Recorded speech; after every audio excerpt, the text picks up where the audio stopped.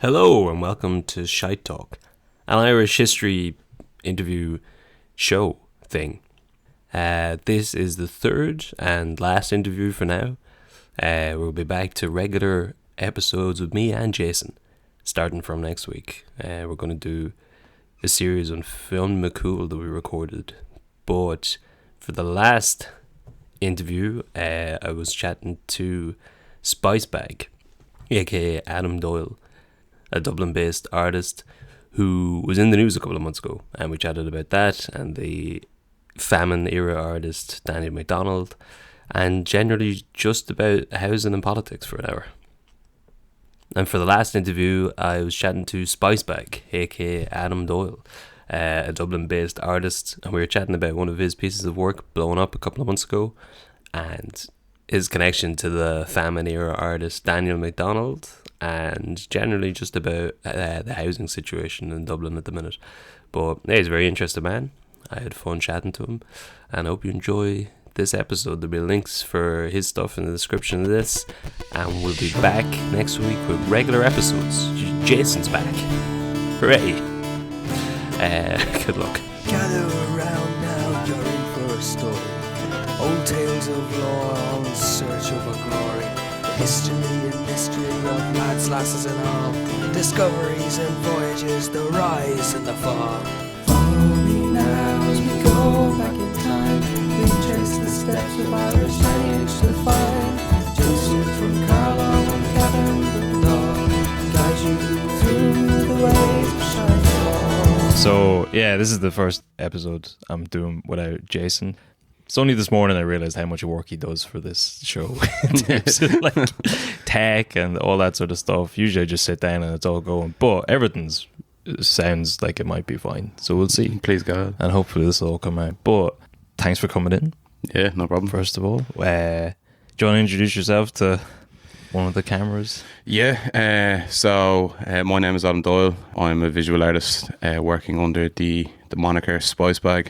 I feel like we have a lot of American listeners who probably don't know what a spice bag is, or its cultural significance. Yeah, the cultural weight of Spicebag kind of can't be understated, I think. In It's this hard. It's kind of like the American hot dog, Yeah. the French baguette. Came out of nowhere, I think, kind of recently, relatively recently, last 10 years maybe. Yeah. That's when it kicked off, but it's essentially, what would it be, crispy chicken, chips, vegetables like, onions, peppers, chilies, and then it's mixed together in kind of a spice seasoning. It's definitely really, really bad for you. Like, it's so bad for you. Like. There's nothing about that sounds good for your system. No. But it's the reason, I wanted to chat to yourself. You were in the news.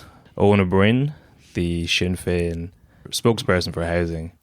I think in England they call them the shadow ministers, which is much cooler. Very cool. Yeah. That sounds like something that I'm sure Fine Gael would Google. love to call him the shadow, whatever the fucking Sinn Féin shadow government. But if we could get away with it, we'll talk about that a bit later on. But I love the people hate Sinn Féin, which is quite funny to me. But so he's the shadow minister for housing. He retweeted a composite image that you created a while ago for charity. So the original piece was actually done, I think, could have been about 3 years ago at this stage. And essentially what I did was I grabbed an image. It's called The Eviction Scene. Yeah, it's by a painter called Daniel MacDonald, and I essentially just cleaned it up. So I depopulated it, I guess, like took the characters out of it, and then I took kind of modern Gardaí and like bailiffs from like contemporary eviction scenes and put them in, and that caused a huge amount of shitting the bed. A shocking amount. Well, actually, one of the funny things I found about it, so Owen retweeted initially with the caption, "No words needed." Turns out never have there been more words needed. That was non-stop words for ages, back and forth. Millions of words. Which was, a more cynical man, because that was around about the same time that the government announced that they're getting, well, not announced, but they got rid of the no-fault eviction ban. And some might say that it was convenient for that story to take up a lot of airtime rather than the focus on the actual eviction ban being left. It seems like everyone was talking about the painting more than... There was an aspect, I think, as well, that the guards were talking about, coming down with the blue flu as well at the time, going on strike, so it was a good time to kind of... for the government to sort of fall in behind them in a very hard way, do you know what I mean? Save them from the scary picture. And because they seem to be, we're kind of jumping around a bit now, but they've got a big drive on for recruiting. The guards have at the minute. Apparently, it's going pretty well. Yeah, well, I don't know. I'm not sure. Like, enthusiasm is the problem. I think it's hours that they were getting upset about. Yeah, that's true. Which seems crazy to me because, like, I mean, listen, someone has to do the job, but I can understand there's not much appeal to it, I think. For some people, there's got to be, like, but like, I do think some guards are genuinely. I'd say, like, your average guard is probably pretty committed to, you know, helping people and shit. Like, you had a guard that ran into a fucking house fire in Bray there, I think, like 2 weeks ago, and saved a bunch of people, and you know, can't fault him for that. But no, then yeah, I think I wouldn't be a guard personally. I wouldn't. It wouldn't be my chosen career choice. Yeah. But yeah, I mean, listen, I mean, it'd be very, very cynical to say that, like, it seems more likely that a lot of guards get into it for genuine reasons to be like, you know, help people and such. But yeah, so the image is yeah, as you were saying, like, they're taken from real events of Gardaí assisting in evictions over the last 3 or 4 years. Superimposed over an image of Danny McDonald's The Eviction from 1850, which is showing a famine time eviction. So, well, I guess a lot of people have put words in your mouth as to what you were trying to convey with that. But do you want to say it? Yeah, like, it's a pretty obvious parallel. I think, like, I was more or less, you know, just drawing a parallel between the current spate of sort of, and it's not just like this eviction ban is obviously kicked it all into high gear, but like, yeah, the sort of housing disaster that's been taking place for the last, you know, I don't know, I suppose it kind of started nearly 10 years ago and it just gets severely worse every year. Yeah. That's kind of brought evictions back into it's becoming a thing again. And I think it was Rory Hearn was telling me the other day that I can't remember the exact numbers, but it was like over like 4 years with the famine, there was like 40-something thousand eviction notices given. Yeah. And this last year there was 11,000 something eviction notices given. Yeah. So on a yearly average, they're actually now issuing more eviction notices. Yeah. Which seems, I guess, for anyone jumping in to be like, yeah, but there was less people back then. We've only just now hit the same population as the 50s. Wasn't it? Yeah, so I think island-wide, I remember seeing something in the last year that we've just now got back to where we were. But there definitely was more people. Yeah. So not even, so per capita, we're talking about the same level of evictions then, which is that's crazy. I saw Roy Hearn's graph. I can't remember who pointed this out a while ago, but it seems like all graphs in the last 10 years have just been like, just on everything. It seems everything's going into overdrive. But I think he was pointing out the, like, around 2010, 2011, which is a bad benchmark, I suppose, to start stats about housing in Ireland because the country was fucked. But you look at average renting prices compared to the European average, way below, then comes back up 2015, 2016, maybe on average, and then just we're way up. To space, like. Yeah. But it's an unfortunate state of affairs. If you go back to like 2011, there's government bodies then asking, like, talking about how there's a housing crisis, but there's no money. And all of the developers that knew how to build houses were in the bad books. So nothing was really done about it then, and nothing's really been done about it since. And then every time they try and get, I guess, COVID, big setback. And now you've got situations with, it's hard to get a hold of materials, it's hard to get a hold of workers because I remember, like I left school in 2009, I went into college, and everyone I knew that was in the trades who'd like left school early, they all emigrated to Australia. So then there's no tradesmen really in the country as well. Yeah, and there's also the huge aspect of vulture funds and pension funds like entering the sort of rental sector, and the sort of now a reliance on them since the sort of bang or the collapse there. They've kind of infested more and more of the sector and made it less maybe appealing for the government to deal with, or at least they've become such a part of the ecosystem that they're kind of hard to extricate from the whole equation now. Like, the vulture funds, I find, is a very interesting thing because, as far as I see, like a lot of people who were defaulting on their debts from 2008, their loans got sold to vulture funds. Mm-hmm. And it'd be interesting to see the eviction stats on that because, as far as I'm aware, it was more deals were done with them than straight evictions. But I don't know. The vulture funds thing seems like maybe a bit of a red herring. Maybe. I've heard it conjectured now that, you know, the lifting of the actual eviction ban was to keep the sort of rental market more investor friendly. Yeah. Because if they have this eviction ban, then it becomes less appealing, say, for a corporate landlord. And and that's one of the things that they kind of say. Though there's a few kind of like platitudes that come out of the government sort of regularly. There's you hear like the grass isn't always greener, and then you also one that really annoys me is there's no silver bullet. Yeah, and I don't think anyone was ever fucking saying that there was, and it sounds like it's a very condescending, like kind of teacherly fucking thing to say to people and be like, oh, there's no silver bullets, but it's like you've laid out even there like there's a ton of fucking issues. This is we're a sovereign country. Like if we could build fucking Ardnacrush in like 1920 something, I'm sure we can fucking build a few gaffs in 2023 with some sort of elbow grease. I think Ardnacrush is an interesting one. I think we got the Germans over to build that. Yeah, we get them fucking back. What? They're fucking not at anything over there, man. I think Ardnacrush had cost like a quarter of all the money we had or something. Yeah, at the time. something like that. Insane. Yeah. But then, listen. I mean, I saw again. It's only half remembered headline articles, which is how news works these days. But we're projected to we've got a shit ton of money. I think way more money than they thought we'd have this year because of the corporate tax. I vaguely saw something in my email earlier that was like 20 billion budget. Yeah, like 16, 20. Yeah, like, what's going on? So it's not that crazy to be like. And then I'd love to make a composite of. I mean, there's the Class A compilations now of government ministers saying like we can't fix it overnight, and they have been saying that for like 10 years. Yeah, but all of the, I guess that there's a kind of. Government ministers also love going into the Dáil and being like, there's no houses, it's a disgrace, what have you done? And then going home to their own constituents and putting up tweets being like, we just got 500 apartments blocked in the neighbourhood because they're not going to be... A lot of the things seems to be like, they're buy to rent. But if you hadn't... just like all the buy to rent blocks that would have been built over the last 5 years maybe that have been blocked because they're buy to rent, if they'd all gone ahead, then... The issue is if it's only that, it's not good for people who want to buy and people who want to live. But if you had to build all of them, then there's more houses on the market. The main issue seems to be that there's just not enough houses, and everything else is kind of like tweaking and fine-tuning. And it's also like a space issue, I guess. Like I could kind of see the point of blocking some of those things in terms of what they're going to be, what the space is being used for, because you can't build up here.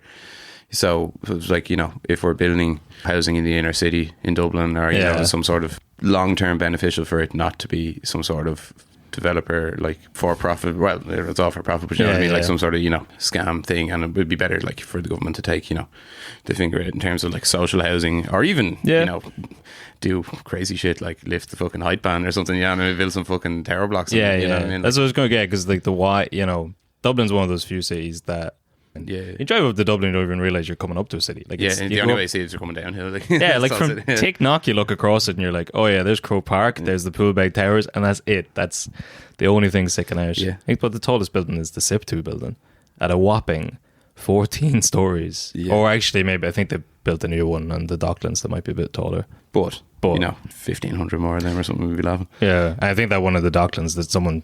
I know a friend of mine was working on the insulation on it, and he said the top 5 stories, as far as I'm aware, are all like one apartment each. It's like one penthouse apartment each. Really big high ceilings in them. Yeah. But he was saying that someone, while the place was under construction, went in and like tore the copper piping out of the apartments, but left like there was like taps and stuff that would have been worth 10 grand. Like just pure opulent stuff, but they left all that and they're just like, copper piping, back to the classics. Rip it out of the wall. But I guess so all those things, like building apartments, because this complex, these are all about maybe 5 stories. You wouldn't even see them really from the street. I think this is a very good solution. There's a whole lot of people housed in here, and 20% of it is social housing. You got park space, but all those things like developers building buy to rent blocks and people building high end apartments that the regular person can't afford, those don't sound great, but they probably all need to be. Well, I do think there is an aspect there as well. If you have these buy to rent parts, so developers they're building them on the presumption that they're going to make a fuckload of money. Yeah. So it's not in their interest for then you to also start throwing up tons of social or affordable housing around their developments, because then they're just going to leave the market. They're going to okay, well, fuck this. I'm not going to be able to flog these for what I thought they were. Worth. Because now there is and it must be like, I'm not a fucking like Rory Hearn type character that has like an encyclopedic knowledge of all this shit, but like to me it just seems like at its core, with a lot of extra nuance, a supply and demand issue. Like surely if there was just loads of gaffs, then there would be less of a problem. That's it. And I guess that's what I'm trying to say, is that like there's always issues with these ones when they come up. But if you had to fuck them all up, that was a bad choice of words. If you had to put them all up, you wouldn't have fucked it up. You know what I mean? Like, as I was thinking about this, like it's the classic thing they say about the American education system. When you're in like their equivalent to secondary school, you learn that the Civil War was about slavery. Yeah. And you get into college, you get a bit more educated, and you realize it's about states' rights. Yeah. And after that, you get more education and realize, oh no, it's just about slavery. Yeah. It's kind of as if you're like, yeah, supply and demand's very simplistic. It's all these other things, and you spend ages going into the weeds and researching all that, and at the end you're like, but it is supply and demand. It's just like if you had to build them up. Yeah, and there's a huge lack of like, you know, social housing, like that would alleviate, because I just know from my own personal experience, like I was looking for a gaff in Dublin for fucking nearly a year, like I'd say on and off. Like I attempted to emigrate once or twice out of frustration, and I was like, fuck it, I'll go back. But like, I remember like nearly all summer I was sleeping on a couch in my mate's gaff in Drumcondra, just banging out the fucking daft applications and all this kind of shit. Like, and you get viewings, you go to them, you'd be there with like every strata of like society. So and the fucking rent was always insane. So you'd be there with like a middle class like South Dublin people, and then there'd be like, you know, a lot of like immigrant people, and then there'd be like families with young children and all this shit, and you're kind of like looking, and like students and like and old people and everything, and you're just kind of looking around the room, you're like, in a normal fucking world, I wouldn't be competing with, you know, say a family. You know, I'm 26, so I shouldn't be competing for resources with, you know, a young couple with a kid. Yeah. Do you know what I mean? And it's just, the supply is so limited that like social housing would, like, you know, I'd benefit hugely, and people in my kind of situation, because I do like art and design stuff. So like, you know, I'm not you know, I don't work for fucking like KPMG or something like that. So so some aspect of like affordable or social housing would go a long way for me, and I'm sure it would for like couples with kids or like immigrant workers or stuff. But at the moment it just feels like everyone's competing over this very fucking limited supply. I get what you mean. It's insane, but it takes, like, I guess it's easy to make a boogeyman out of the KPMG people, like that example of the apartments in the Docklands. Like, that's not going to benefit me or you, those being built, but it does. It's the fact, as you're saying, everyone's competing for the same. There's nothing. So every time an apartment blocks off, every sort of type of person from every aspect of our society is looking for it. Yeah. And you kind of need, all right, you don't need those high-end apartments, but it does serve a purpose. And again, it's just supply and demand. You should be building for everybody. And there's also an aspect of, you know, just as well, if you're doing like buy to rent or build to rent or whatever the fuck, that's not great in terms of like people do, because we have such shit rental protections for tenants in this country. I think it's not as bad for me, because you could do a lot of damage to me in terms of like, you know, I could get evicted, or I could get like on kind of grand, some 26-year-old man, I can fucking go, I'd be like, all right, fuck I'm going to Vancouver or whatever people do when they get fed up.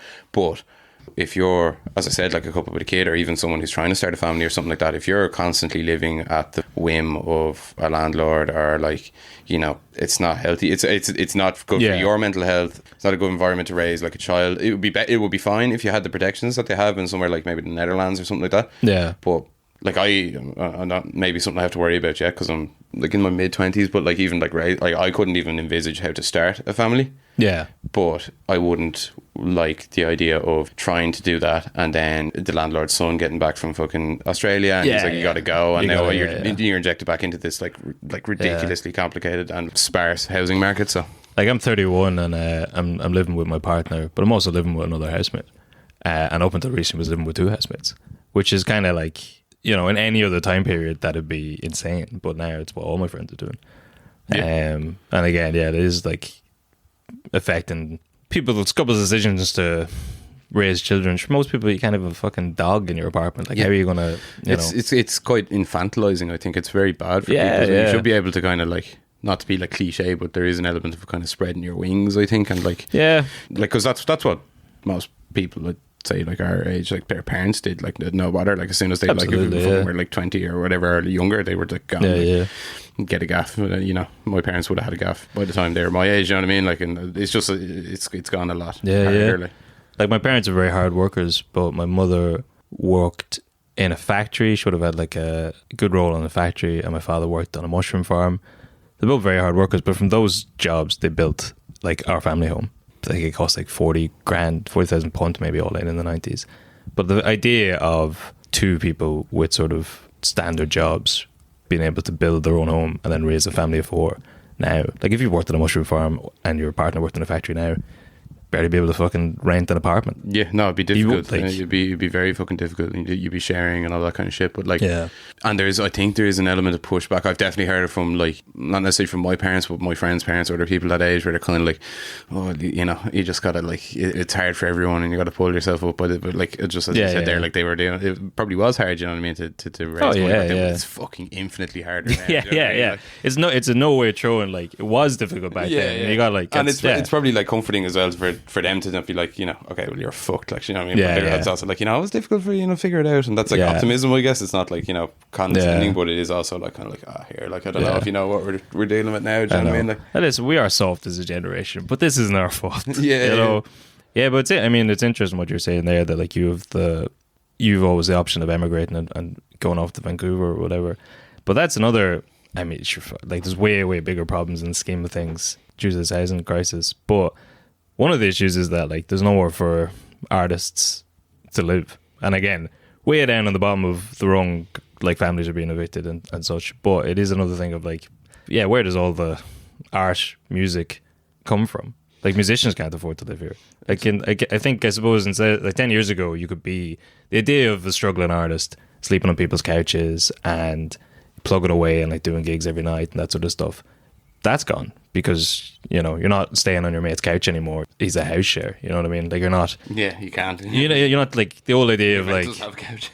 like School of Rock. You're living on, you know, your friend who has it together and he's got a wife, and you're crashing on the couch while you're like making the art. That doesn't exist anymore. It's like 5 people living in the house, and it's just another aspect of it, I suppose, that's really pushing. No, and I think like at this point, like London is hanging down with Irish creatives, you know what I mean, that just had to leave. And there's also like an even bigger contingent of people who would have been extremely fucking talented, and they've just had to sort of sack it off, like, you know, like shit starts getting a bit more real, and you're kind of like, okay, this isn't going anywhere. And it's obviously, again, like as you said, it's not like the most egregious fucking aspect of it, but I feel like the housing crisis is kind of like the hole in the sink, and everything is just swirling around and going down, and like, so like, you know, it's dragging on the fabric of like every part of society, you know what I mean? Even like I heard a story the other day, I don't know how detailed I can go into it, but like, so I know someone that works in like healthcare, and they were talking to a parent, and the child had very like specific needs of care and shit. And they were in a clinic, like a private clinic or a specialized clinic, getting, you know, whatever the kid needed, and there was 5 people qualified there to like treat the kid, and over the course of his treatment they all just emigrated. So now he can't receive the care, and that's a direct, like, it's kind of like, you know, the butterfly effect of housing policy is now you're starting to lose every aspect of society. Or like, you know, my sister's fella is an electrician, like, do you know what I mean? Like, like it's fucking tons. That's like, get your electrician thing, and then you just go to Australia, like, do you know what I mean? So it's affecting every kind of strata of society, I feel. Which is a kind of chicken and egg situation. I get like we need a lot more trade people here to work on the houses that we should hopefully be building, but this kind of career path a lot of the time is get your education here and then emigrate, which is the same with medicine. Like, you get educated here, a lot of people to get their degrees in medicine, and you're like, well, why we're going to stay here, work every hour of the day in a shitty healthcare system, and then also not be able to live in my own place? Why not just leave? And you know, all these jobs are very like sought after and everything like that. So it is but again, it's all just, I feel like it's at its core a supply issue. Do you know what I mean? Like, I mean, you know, the government, they've built houses before, they can do it again. I feel it, like, for all the like static and, you know, there's this and this, you know, the concrete is expensive and shit, like, you know, come on, we've got loads of money, just fucking buy concrete. Like, give me 20 billion quid and I'll 6,000 quid and we figure it out, like. And then I guess you got stuff like the mic issue and stuff in Donegal. People would say there's no point rushing it. I don't know. I guess this stuff could come back. Rushing it. This is a case of doing something. Oh, you know what I mean? I feel like even the doing of it, like, do you know what I mean? Like, they've been announcing these kind of like schemes and shit that just go nowhere. They just fall flat in their face as soon as, you know, they go out of the headlines. But like, even the act of being like, okay, we're definitely building, I don't know, like 100,000 houses, but I don't think that's even likely under the current government, because the knock-on effect that would have in the confidence of like people who are like speculating on the housing market and stuff like that, you know what I mean? Just to be like, okay, this supply is definitely being introduced now. Then and I feel like there is a huge amount of vested interest tied up in, you know, the way things are right now, because Yeah. that's the way anything goes. Like, they've created like kind of an ecosystem, and there's kind of players conducting their sort of racket within that ecosystem, and like rocking the boat now would, you know, change things a lot. That's true, but I think I genuinely, like, the government can't be, because as we're saying here, like, it's affecting every aspect of society. So even the sort of stereotypical FFG voters, the more affluent middle class people, it's their kids. Yeah, you know, their 100%. kids, and that's been going on for 10 years. Their grandkids now, probably it's affecting. They have to emigrate. You're losing that aspect of family, even if it's not directing them financially. The city around them is changing. So, like, if any government could change it, they would. But it seems like there's just these. Like, what I put money down as to what I think is going to happen. Sinn Féin will get into power in the next election, and just because of the passage of time, things will start taking off. I imagine, I kind of have to believe that they put something. Like anything, I feel at this point, like, because like, again, like, whether the government means to do it, or, like, it's nearly worse if it's not like a purposeful thing, because that means they're like really like inept and negligent in a way that's like insanely bad. I'd say that it probably is the most likely. In that, yeah, like, but that's, you know, that's still super shit. Oh, yeah. But yeah, no, I feel like any attempt at doing anything at this stage would just improve things. Yeah, you know what I mean? Like, and it's like, so I feel I do like, I would also put money on kind of like the Sinn Féin are getting in. I feel like this is kind of game over for this now. Yeah. And any attempt to improve things at all, like I don't think it's going to be like, you know, a panacea for like every issue that we have. Like, I don't think they're going to come in and like wave a wand and like a lot of grand, but like some sort of like effort or a bit of a try or something, I feel like would, you know, drive things along a little bit better. Like, they build the Adams Dome, just build a Jerry Adams, like 100,000 apartment complex somewhere. Adamopolis. The Adamopolis, yeah.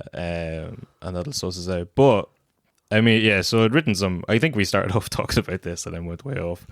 But so yeah, the original, so because of the painting, because of Owen O'Brien sharing it, blew up and distracted from all these kind of issues we were talking about for a couple of days.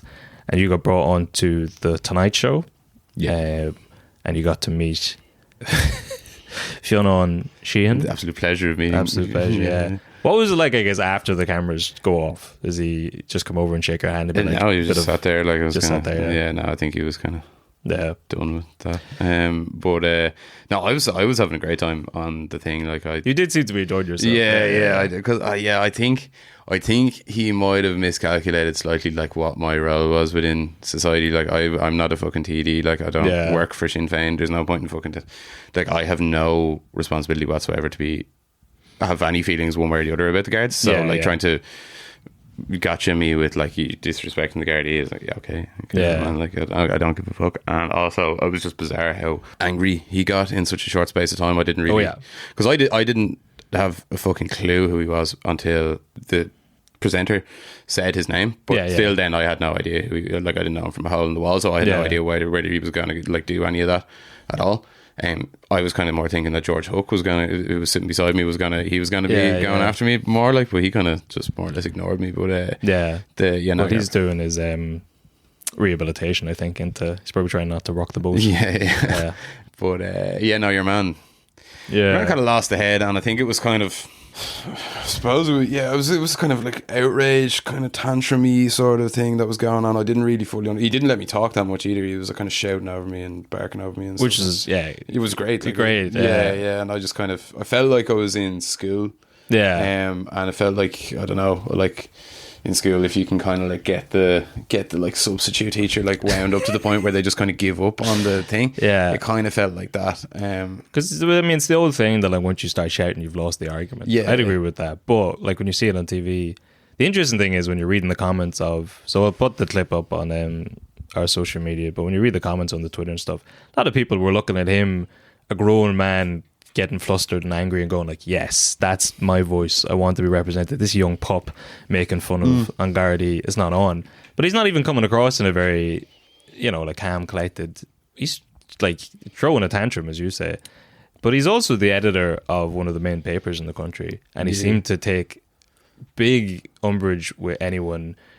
All right, maybe the old pig face on the Gardaí. Well, I didn't do that. That's why. I think that's why he started panicking. That was actually a screenshot. That's what I was trying to say to him when I was on the thing. That was a screenshot from an Instagram story of another eviction taking place. Yeah, and it was you were like, but it's also like grow up. Like, exactly. Like, yeah, come on, like, but it's also like. He should be. It's a worrying thought if he thinks that the Gardaí are above criticism, as a journalist. The other thing he said was that, like, you know, he was getting very annoyed about the art being political. He was like, politically motivated art, and I was like, come on. I think that'll be one of your big claims to fame now in years to come. Politically motivated art, I think, is going to enter. It's already the Instagram bubble. So basically, he bubbles over to the point of saying this is art is politically motivated, to which he responded, like, pretty much every aspect of society is politically motivated. And that kind of notion, like I want to give him the benefit of the doubt, and assume he just kind of said that in, you know, like trying to keep his fucking thing going, like, or whatever he was doing, or keep his point.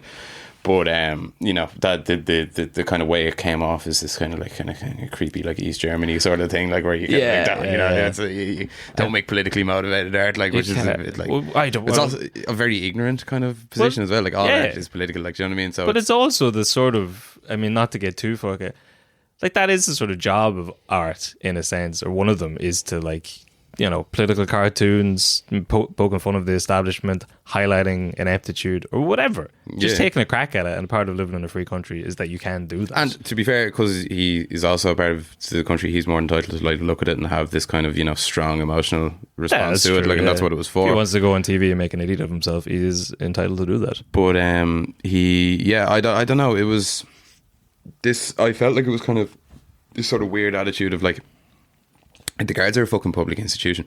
Yeah. They're, like, out of all the people in the world that are, like, you know, not deserving, but, like, maybe should be criticised, or at least, you know, examined and cross-examined by the public, that, like, they're very high on the list. And this idea of they're, like, these, you know, it's like I'm not coming at, like, you know, cuddly, friendly, like, they're a fucking institution. They're part of the state. They enforce the law, like, you know what I mean, like, they're there at evictions. Nothing about it was disingenuous. They're part of the eviction mechanism, and, you know, criticising the police in a democratic country is, you know, that's part of the of the package, like, you know what I mean. And, you know, you could say, I suppose that was the big thing. It's a composite image. Those, like, that happened. You know, those Gardaí were there overseeing evictions. I mean, what is their role in the process? I don't know. But I guess the image is highlighting just the sort of how strong Irish people feel about evictions. Eviction stories routinely take the national interest. Like, if someone's getting evicted in Roscommon, everyone in the country knows about it, which is kind of crazy for a country. Like, you know, the people are getting evicted in England or France or America, like, people don't know about it. It's not national news. But here, there's it's deeply ingrained in the psyche of, like, and it's one of those things. It's particularly stomach churning, or, like, there's some aspect of it, or, like, it's kind of like it doesn't sit well. Do you know what I mean? Like, there's also an aspect of sort of a broken promise there. Do you know what I mean, by the state, in terms of, like, they've gotten independence together, like, we've gotten our independence from Britain. Do you know what I mean? Like, it's supposed to be like we have all this constitution and, like, you know, the proclamation, all the shit. Yeah, and here comes the old boss, just like the new boss, kind of thing. Exactly. Yeah.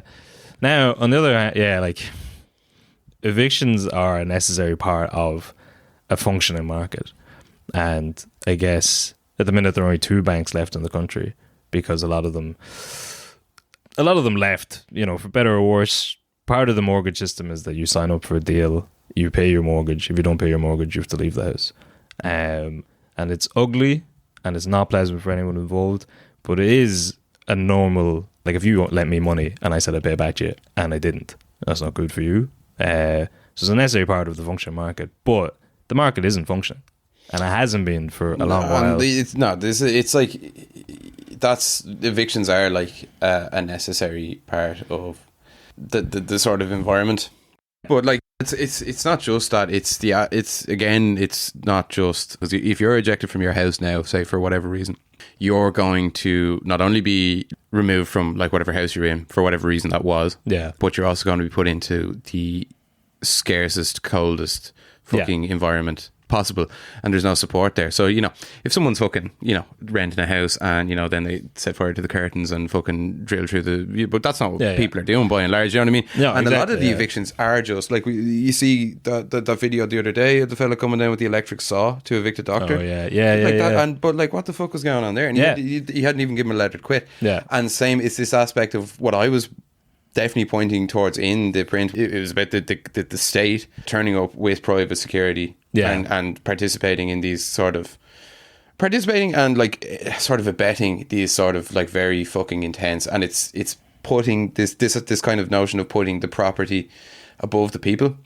But even putting the property above the people, you hear stories from those evictions where those guys were going in and destroying infrastructure like toilets and sinks. Yeah, so you can't go back in. Yeah, so that's kind of what I was. So it isn't the like fringe clerical aspect of it I was pointing to. It was more the kind of actual hardcore nature of like, and like again, there's very limited protections for tenants comparatively to other European countries.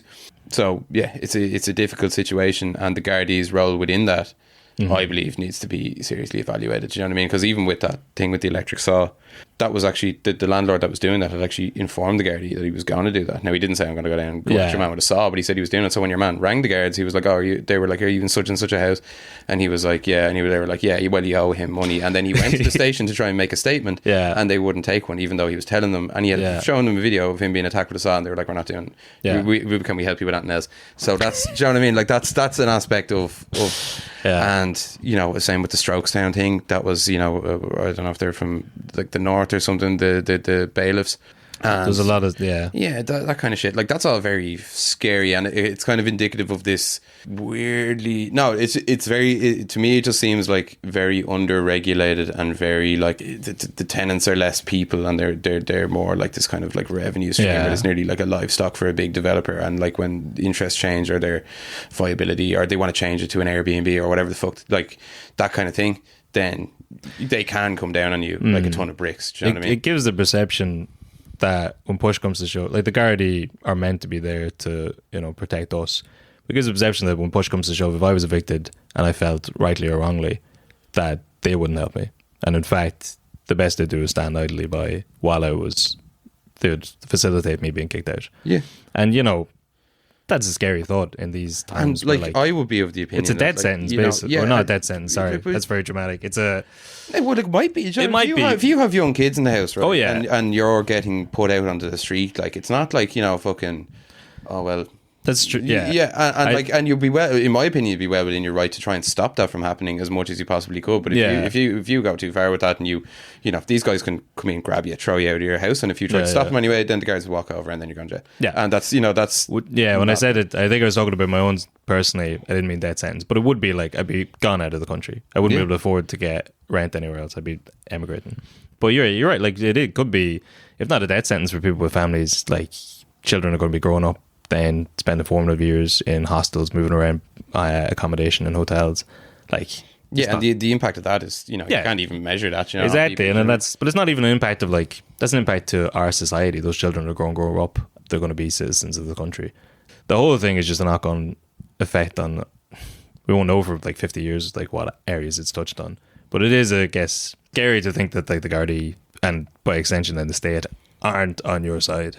Or at least that's the feeling. Like if you're evicted, that's definitely like the message they're given. Like, you know what I mean? That's like there's also the aspect that the Gardaí can't intervene in an illegal eviction. Yeah. So they still turn up because there might be a breach of the peace, but they you know, and that's you know, even to the point of saying, if you call them and they're like, all right, let's just take a break here and let's look at the documents, get to the bottom of it. What seems to happen is they're like, well, these men have a battering ram, so we're just going to, let's see what happens. And then we'll look into it afterwards. Shoot first, ask questions later. And the solution to all of this would be a sort of no-fault eviction ban till we come out of this period of... Well, not a solution, but definitely like a band-aid over all those questions, you know what I mean? Which is kind of what I was getting at earlier on when I say like evictions are part of a necessary, healthy system. But this isn't a healthy system. No. It's not a normal system. So all of the arguments I saw against the like no-fault evictions, like, yeah, but you know, it'll mess up the free market. The free market's fucked. Like the fact that we can't go and rent somewhere, that's out the window. So we're not playing a normal game, so it seems fair to like be putting in these. They seem drastic, but it's a drastic time. Like it's been called an emergency for years. It's officially been called emergency since 2018. But now, obviously, COVID got in the way of that. But still, you got to put in some emergency procedures, I guess. Absolutely, yeah. No, you're dead right. It's the kind of rules or the landscape is completely different. Yeah. And yeah, as I was saying before, like there is. Like when I was just from my own personal experience looking for things to send out hundreds of applications, like that was grand for me because I always had that kind of backup or like escape route. But like if I've just been put out of my house with like kids or like like a parent that needs like care or like just fucking any sort of level of responsibility, then that becomes even infinitely more hellish to sort of deal with. Yeah. Well, we can talk about. Well, yeah, did you do any other points on the housing, or we can talk a bit about the artist, Daniel McDonald. Talk about the artist, yeah. His real name was Daniel McDaniel. Really? It's cruel, I think. Damn, okay. I can understand why. His father was an artist. So yeah, he's born in 1821 in Cork. His father's an artist, James McDonald or McDaniel. So he would have been Daniel McDaniel or Daniel McDonald. So I can see why he did change it. For that one, yeah. He did. But there's not, it seems his big claim to fame is that he was certainly the only known artist to create contemporary pictures of the famine. Yeah. Which is a good claim to fame. But have you seen, I went through a few of his things there this week. Now, 1842, so this is pre-famine stuff. He's got a painting called Sida Gaitha, the Fairy Blast. There's a really interesting depiction of, I didn't know this, but I guess wind currents and stuff. People used to think that was like fairies would travel in that. It was a tiding of bad things coming. But it's an interesting painting because it's just a sort of collection of all parts of society at the time traveling through this canyon, and the wind's coming through, and you got like landlords, the sort of strong farmer type, the peasants, children, women, and everyone kind of affected all together by these fairy winds, which kind of ties in then to, he's got another painting in 1844 of the fighter. I don't know if you saw that one. It's a very striking image of like bare-chested, barreling man. And maybe, both tied in to just, in the 1830s you got the Catholic emancipation, in the 1840s the Young Ireland movement, and like nationalists are coming up again, the reform movement. And maybe both of them are kind of symbolic of bad things coming down the line and unrest in the country. Politically motivated art, as they would say these days. But in 1843 he also painted a picture of some dogs. So, doesn't all have to be. I can't help you. You can end up upsetting yourself. You can just do some Cocker Spaniels every once in a while. He also moved to London, which is harking back to what we were talking about. I guess a lot of artists do move over there. But while he was over there, that's when he starts doing paintings of Ireland. In 1847, he's got an Irish peasant family discovering the blight of their store, which is, the peasant farmers pulling back the soil to realise that, once again, the potatoes have failed.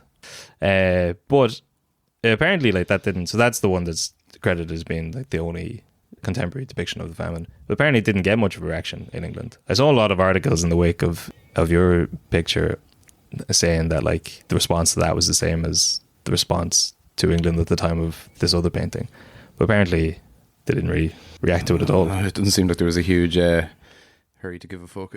No, which seems much more. I guess the image people wanted to make was of like pearl clutching people. Just aghast! I can't believe this is going on here. So apparently it was hung in the British Institution as part of a collection in 1847. But there's only one critic's response I could see of it, which said that the painting had much power, but that one of the female subjects is not in an authentic Irish dress. Oh yeah. So it's pretty not really accurate, to be honest. So. But there was another painting by Frederick Goodall called Irish Courtship, of just a nice young Irish lady getting courted. That was in the collection. Apparently that was the one that people celebrated the most. That blew up. Yeah. He, ironically, or whichever, also the painting of an Irish eviction from 1906. Yes. Yeah, which is kind of similar themes, but that was much, much later. But while I was Googling him, this is just a bit of levity for a very serious episode. We did an episode a while ago about, did you ever hear that story of the guy who punched a Monet painting in Dublin? No. So this guy, same as Andrew Shannon, when he was arrested, they found one of Frederick Goodall's paintings in his house. He was arrested for it.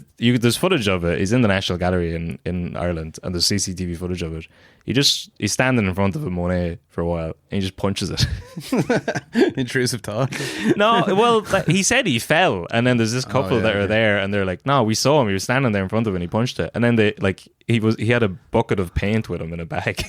He was gonna, and there was some So he's an interesting character. That all happened maybe in like 2006, but not a fan of Monet then. Not a fan of Monet. He got arrested there was some of the story like he was left alone in a room with some paintings for a while, and then they came back and they'd been slashed, and he was like, "Oh no."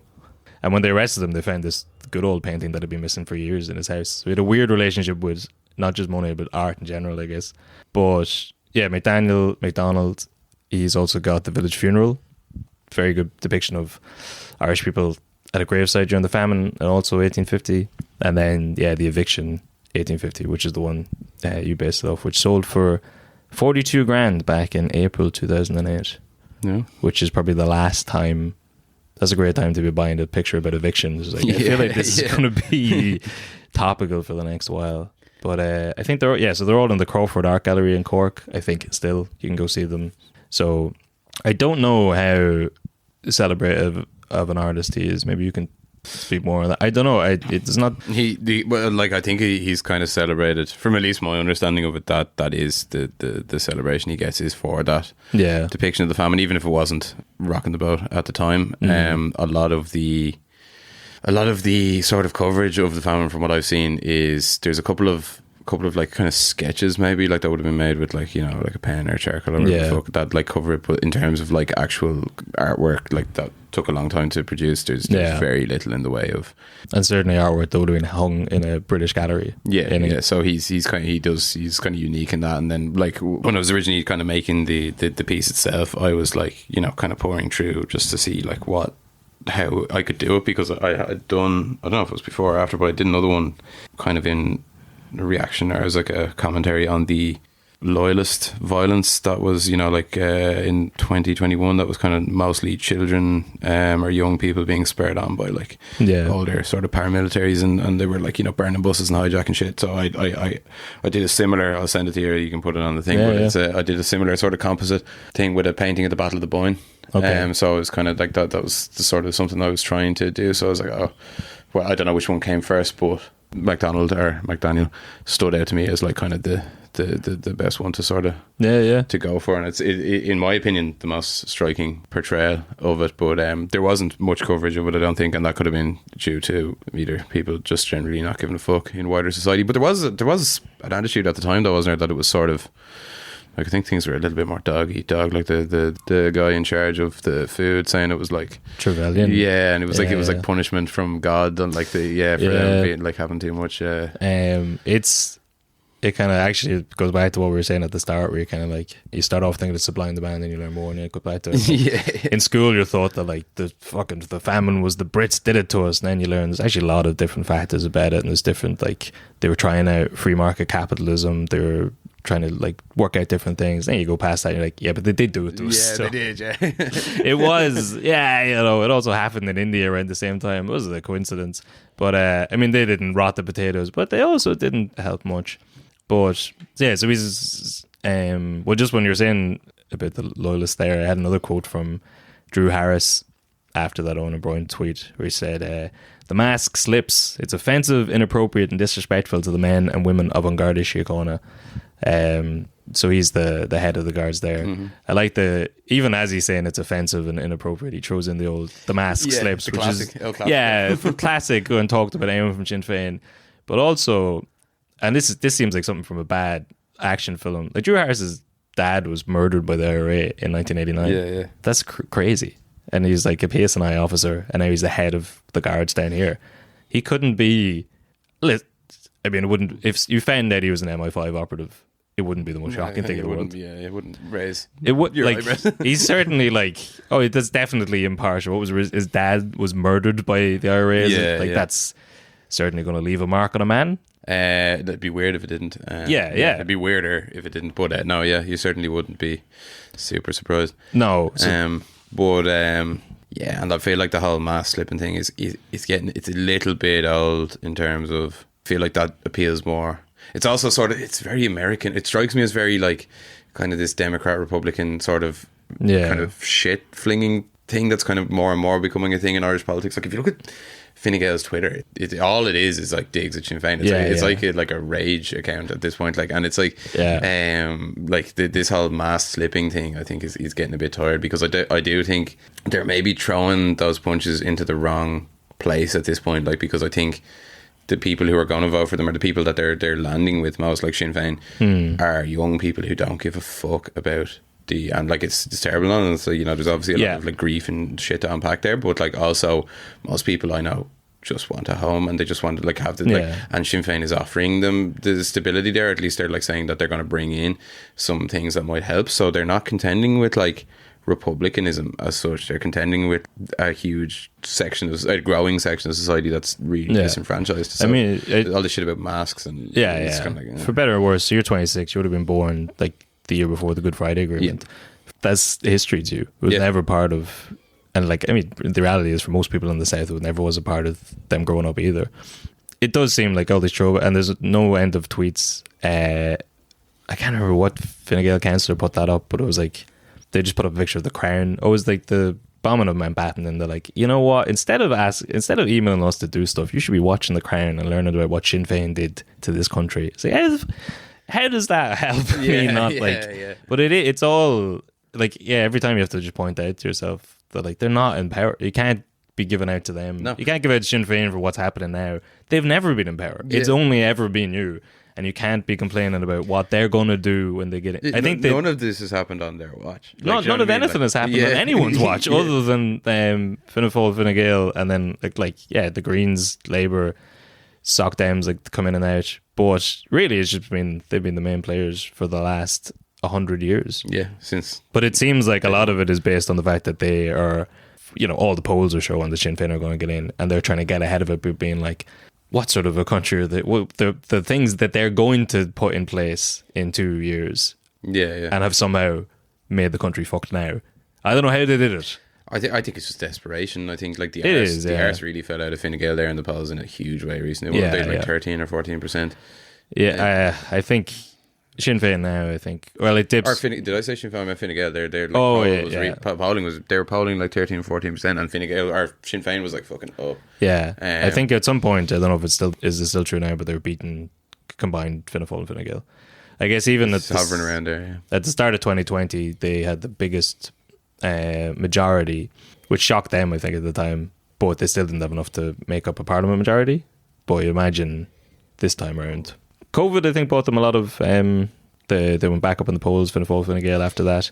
But now it's just back to the like, no houses, everything's fucked, healthcare, infrastructure, all the classics. Yeah, and I think there is a concerted effort to like even the way the panel went, like with George Hook, like he was kind of more speaking, and he was talking about like was it Jerry McCabe, the guard that was killed, that kind of thing, but it was like very clearly targeted at older people, like, and it was kind of like, that he was there as like the voice of the older generation and kind of to remind them to be scared or whatever of thing. And like then your man having to go at me like as if I was like a member of Sinn Féin or something. I was like, I'm nothing to fucking do with Sinn Féin at all, so like doesn't matter. Like, and he was trying to like drag me on the PSNI near the end as well. Like, I was like, he got flustered and threw in the PSNI. What are your thoughts on the PSNI? Like, what are your thoughts on the PSNI? Great police force. I love them. They're great. Yeah, I mean, like they've definitely got their own issues as well. But it is, they're just a police force. Like some. That was he was relating that he was going to try drag me on the kneecap stuff. The stuff I'd done for them. So I did like a piece that was. Like, I don't know if you're aware, but kneecapping is actually a very serious offence. Yeah, that's where it was all going. You could have stayed there all day. Like, you could have gone through every single post on my Instagram. Like, so shooting people in the kneecap, that's good to you. You like that? Yeah. It doesn't take long for the mass to slip. But Jesus, the Gardaí, I mean, obviously, like Jeremy Kay, but then that's another thing, similar to evictions. We're a small country, and these things kind of echo through it. You could kind of, all of the guards that have been killed in action and out of action, like in the last couple of years. It becomes national news. It's not like this trivial thing where we're just like, because that seemed to be the reaction to O'Brien's tweet. I remember seeing the reactions like the next day, and I was like, "Jesus, what did he say?" Because like everyone's like, "I can't." Just tantamount to him being like, "We should all shoot guards in the street." Yeah, and like that's how people were taking it. I was like, "This is a fairly reasonable criticism that they are and by extension the state, complacent in evictions, and that's scary for people because there's going to be a lot more now. The evictions, that's a fairly reasonable comment to make, and it is nowhere near encouraging or agreeing towards violence towards the Gardaí. No, and I think or the PSNI.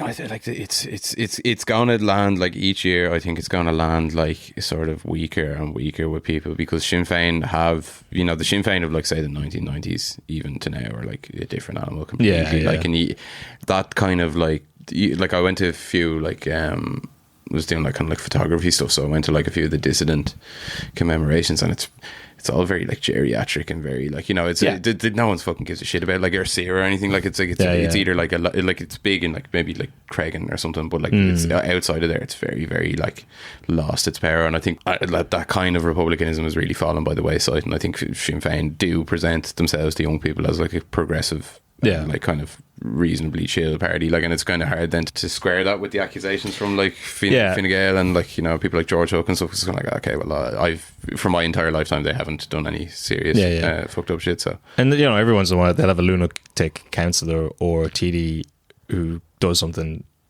very inappropriate, but like so do all the other parties. Sinn Féin's brand of inappropriate tends to be like putting on a balaclava and hopping up and down at a commemoration. But like the others are, you know, you'll find out someone didn't declare 11 fucking houses or something. Exactly, didn't declare strands of income and then continued not to do it, or was caught drink driving, or penalty points, or like the fucking golf gate last year. Like, you know, everyone should be like, if you've got someone in your ranks that's acting inappropriately, boot them out. But that's the same for all parties. But yeah, as you said, for the majority of my lifetime as well, like Sinn Féin have just being the political party. Now with Holly Cairns and the Soc Dems, they'll probably challenge them a bit, but yeah, they've been the party of, first of all, they've been the party that hasn't been in power, like overseeing everything that's fucked up in the last decade, but they've also put themselves forward as being socially progressive and something different.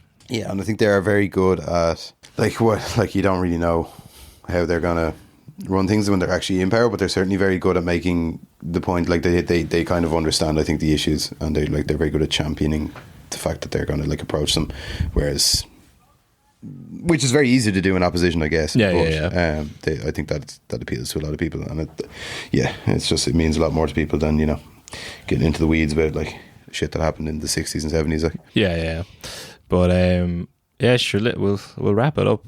I guess what's the most interesting interaction you've had now post? Because you kind of, I think it's fair to say this has kind of boosted your profile a good bit in the last month. Oh, definitely. Well, we did a mural of it outside. I saw that. Arbor Hill. So we had like pictures of Mary Lou and stuff gone by. That was pretty funny. But we actually had a picture of some guards taking a picture of it as well, which was pretty funny.